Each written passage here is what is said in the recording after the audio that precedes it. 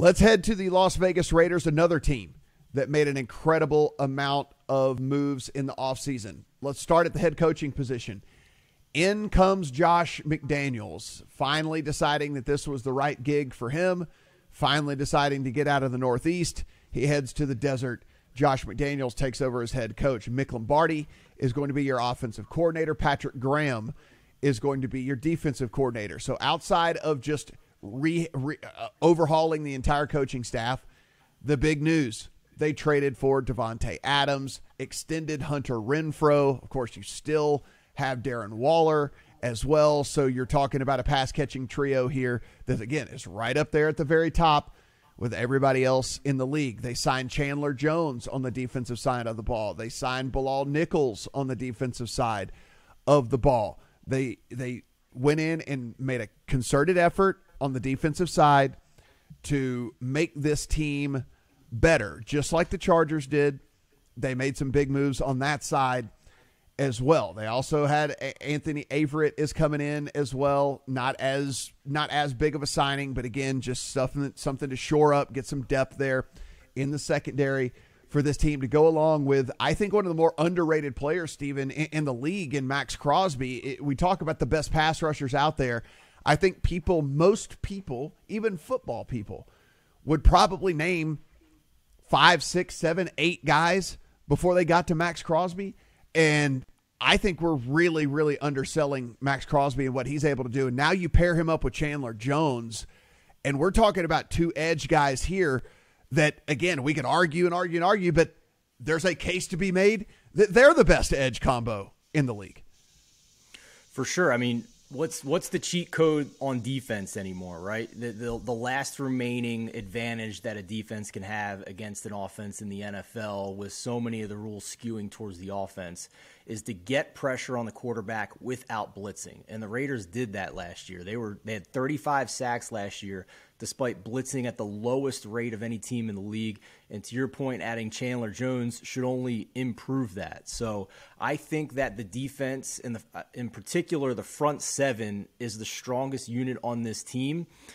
That's even with adding, I guess you can make an argument for Davante Adams and Darren Waller and Hunter Renfrow, the pass catchers maybe being stronger, but I think that's so reliant on the quarterback and the offensive line. So I think this front 7 is the unit that has to play at an elite level to keep this team in games, to be able to compete in the toughest division in football and maybe scratch out a wild card spot. The thing that I like about McDaniels coming in is I think he's going to get the most out of his personnel here. And I'm just, this is complete speculation. This is just me drawing back onto what you and I have seen over the last several years. But McDaniels has always been able to take what we have said is an okay roster, an average roster, certainly not one of the on paper top 10 rosters in the NFL as far as players go and talent level and skill level and whatnot. And he's always been able to get the most out of these guys. So I feel really good about him being able to get the most out of these guys. And the biggest problem here, if we want to talk about a wart, because it's certainly not going to be at the skill positions here, is going to be is Derek Carr going to have the opportunity to really showcase what he can do with all these guys because of this offensive line? I mean, if we look, Colton Miller, Denzel Good, Andre James, they're probably going to have to start a rookie in Dylan Parham, Alex Leatherwood in year 2. This is an offensive line, Stephen, that if they hit their floor as opposed to their ceiling, we could be talking about, what could have been with this team, because Carr is going to be either running for his life or taking a ton of sacks, because the floor for this offensive line is like bottom 5 unit. I didn't think of it till now, but this conversation's reminded me a lot of our conversations about the Bengals going into last season, where we thought the defense made some additions. They had some weapons. They had a quarterback that, we thought we could trust, but offensive line issues. And the Bengals, listen, Joe Burrow is not Derek Carr. Joe Burrow's a lot better than Derek Carr. But they were able to overcome those issues with the offensive line with scheme and some really good additions on defense to make them better on defense as well. So is there a ceiling where the Raiders can get into the playoffs and make a run? Yes. but the Bengals also did that with losing yards per play in every playoff game. So, is it possible? Yes. Is it more the smaller end of the spectrum in the range of outcomes? I think it is, because overall, Matt, I think this was probably the luckiest team in the league last year to go 10-7. 4-0 in overtime games was the most in NFL history. 5-1 in games decided by a field goal or less. 7-2 in one-score games. 7th in fumble luck. They won 8 games when they trailed in the game, which was second most in the NFL. They trailed in 15 games last year. The only teams that trailed in more games were the Jets, Giants, and Lions. Not exactly elite company. So I think they have talent. I think that offensive line is an enormous red flag for me if this is going to be a double-digit win team again. The other thing here is the strength of schedule. It is the third toughest schedule in all of the NFL, and it is front-loaded to where this Raiders team could get kicked in the teeth right out of the gate and, basically have a gigantic uphill battle for them the rest of the season. Weeks 1 to 5, they are playing 5 straight teams that are projected to have winning records this season. Start out with the Chargers, Cardinals, Titans, Broncos, Chiefs. 1 through 5. Listen, I think you're jumping up and down if you're 3-2. If you come out of that stretch, Stephen, you're more likely 2-3 coming out of that stretch. And I don't think anyone would be completely shocked. I don't think anyone, that game against the Titans is on the road. Like, I don't think anybody would be completely shocked if they were 1-4 or even 0-5 coming out of that stretch. And that wouldn't mean that this team is bad or terrible or anything. It's just, it's a very, very tough 5 games to start the season. Yeah, and I see, with this offensive line in particular against the Chargers pass rush, against the Titans have an underrated pass rush. You have the Broncos that don't have a great one, but the Chiefs have a decent pass rush as well. So with this offensive line, ranked 25th by Sharp Football, they allowed 40 sacks last year, second to last in run block win rate, and 21st in pass block win rate a year ago. And I think they got worse, honestly, going into this season. The only reliable offensive lineman they have is their left tackle, Colton Miller, who is the number 5 tackle by PFF a year ago.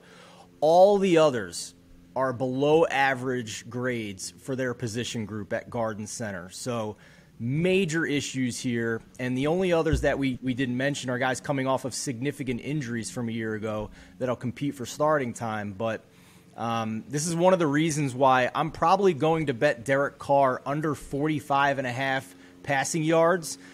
Last year was the first time in his career he surpassed that number, wound up being top 5 in the league.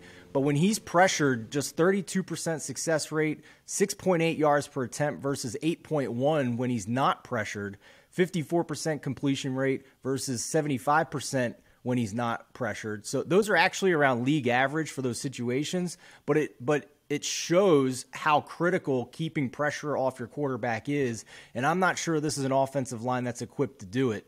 He also ranked 31st among quarterbacks in EPA per attempt when outside the pocket. So if there's pressure, he is not equipped to get out of the pocket and be efficient as a passer on the run.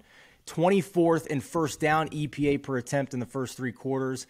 And what was really interesting to me, below average on easy throws, on layup throws, 19th in that category. So I think a lot went right for him to surpass this number a year ago. 4,500 yards would have been top 7 in the league last year, and I'm willing to bet that Derek Carr is not going to be a top 7 yardage passer this year, even with the addition of Davante Adams.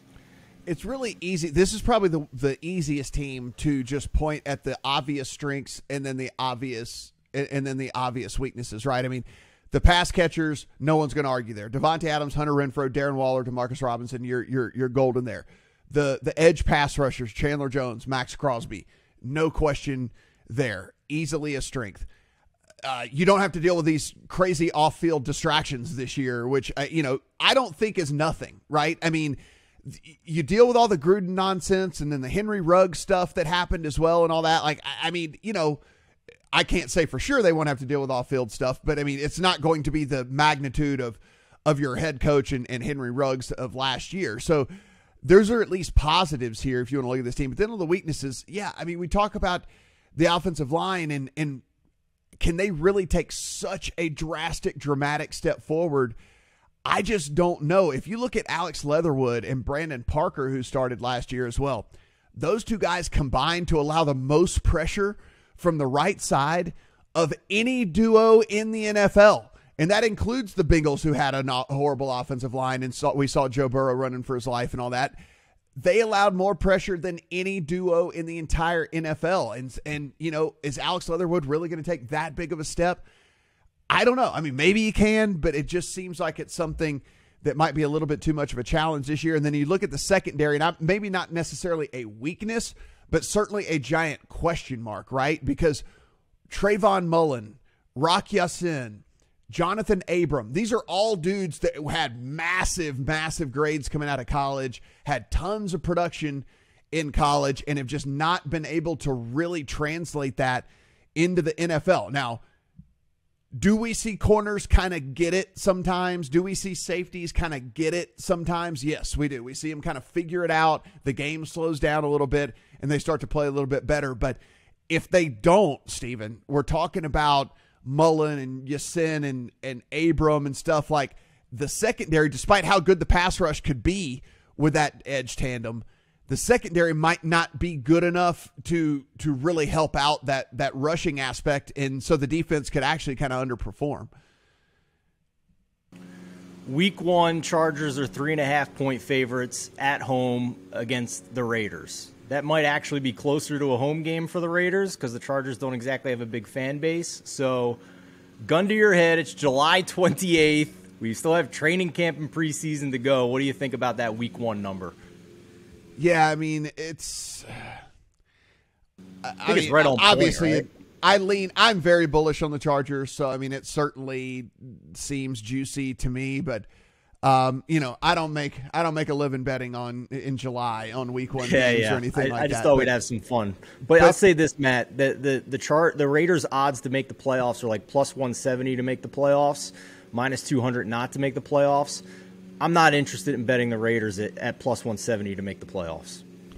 The over at Football Outsiders, they have them the mean projection for this team is 8.5 wins. They have them in 6 to 8 win territory 37% of the time. They have them in 9 to 11 win territory 37% of the time. They have them in 12 or more wins 13% of the time, which is also the same as they have them in 0 to 5 wins, which is 13% of the time. So they're kind of like what we're saying. Their ceiling and their floor are really, really high and really, really low for this team. And they're equally as big, at least according to the projections over at Football Outsiders. They have them making the postseason 42.2% of the time, and they have them making the Super Bowl 5.1% of the time for this Raiders squad. I think that is all about right, Stephen. I mean, if we sit here and say, if everything goes right for this team, could we be talking about the Raiders as a real contender in the AFC?